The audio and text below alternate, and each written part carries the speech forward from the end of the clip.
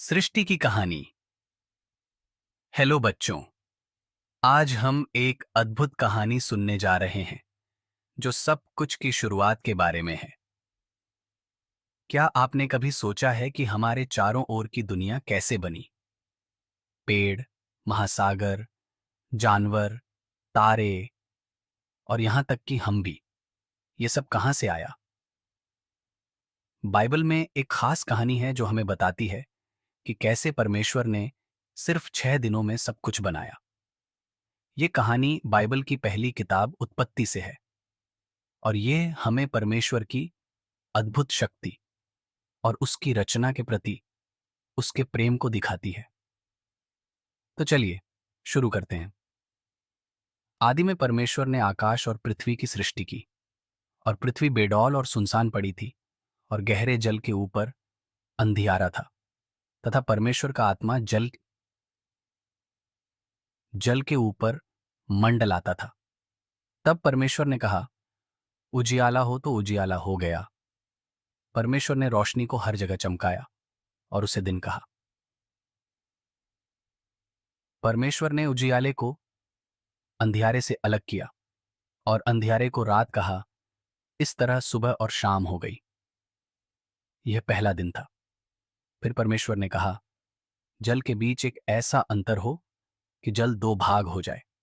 तब परमेश्वर ने एक अंतर करके उसके नीचे के जल और उसके ऊपर के जल को अलग अलग किया और वैसा ही हो गया। परमेश्वर ने सुंदर नीला आकाश बनाया। उन्होंने पानी को अलग किया, कुछ पानी को ऊपर आकाश में बादलों के रूप में रखा और कुछ को नीचे महासागरों और झीलों में। यह दूसरा दिन था। फिर परमेश्वर ने कहा, आकाश के नीचे का जल एक स्थान में इकट्ठा हो जाए और सूखी भूमि दिखाई दे, और वैसा ही हो गया। और परमेश्वर ने सूखी भूमि को पृथ्वी कहा तथा जो जल इकट्ठा हुआ उसको उसने समुद्र कहा, लेकिन यह सब नहीं था। परमेश्वर ने पेड़, फूल और घास को हर जगह उगाया। उन्होंने ऐसे पौधे बनाए जो हमें स्वादिष्ट फल और सब्जियां देते हैं। यह तीसरा दिन था। चौथे दिन परमेश्वर ने बड़ा और चमकदार सूर्य बनाया ताकि वह दिन के समय हमें रोशनी और गर्मी दे सके। फिर उन्होंने चंद्रमा और टिमटिमाते तारे बनाए ताकि वे रात में प्रकाश दें। हमारे पास दिन के लिए सूर्य और रात के लिए चंद्रमा और तारे थे। यह चौथा दिन था। पांचवें दिन परमेश्वर ने पानी की ओर देखा और कहा, समुद्र जीवों से भर जाए।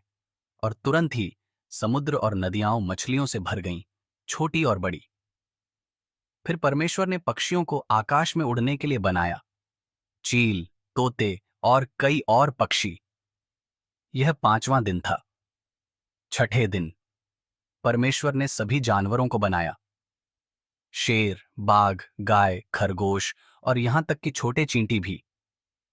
लेकिन यहोवा अभी खत्म नहीं हुए थे। सबसे खास हिस्सा अभी आना बाकी था। परमेश्वर ने कहा, चलो हम मनुष्यों को अपने रूप में बनाएं।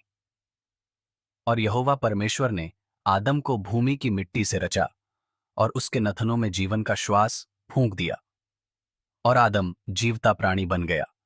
फिर यहोवा ने उसके लिए उपयुक्त एक सहायक बनाने का फैसला किया। तब यहोवा परमेश्वर ने आदम को भारी नींद में डाल दिया और जब वह सो गया तब उसने उसकी एक पसली निकालकर उसकी संति मांस भर दिया। और यहोवा परमेश्वर ने उस पसली को जो उसने आदम में से निकाली थी स्त्री बना दिया और उसको आदम के पास ले आया।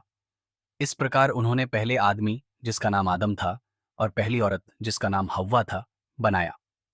वे जानवरों से अलग थे क्योंकि वे यहोवा और एक दूसरे से प्यार कर सकते थे। यह छठा दिन था। सातवें दिन यहोवा ने अपनी सारी रचना को देखा और पाया कि यह बहुत अच्छा था और उन्होंने आराम किया। यह दिन खास है क्योंकि यहोवा चाहते थे कि हम भी आराम करें और उनकी बनाई सभी चीजों का आनंद लें। यह सातवां दिन था। इस प्रकार परमेश्वर ने पूरी दुनिया और उसमें सब कुछ बनाया। क्या यह अद्भुत नहीं है कि परमेश्वर ने केवल बोलकर यह सब कुछ बनाया? और सबसे अच्छी बात यह है कि उन्होंने इंसानों को अपनी खूबसूरत दुनिया का हिस्सा बनाया। आइए ईश्वर द्वारा बनाई गई सभी अद्भुत चीजों के लिए उन्हें धन्यवाद देना याद रखें।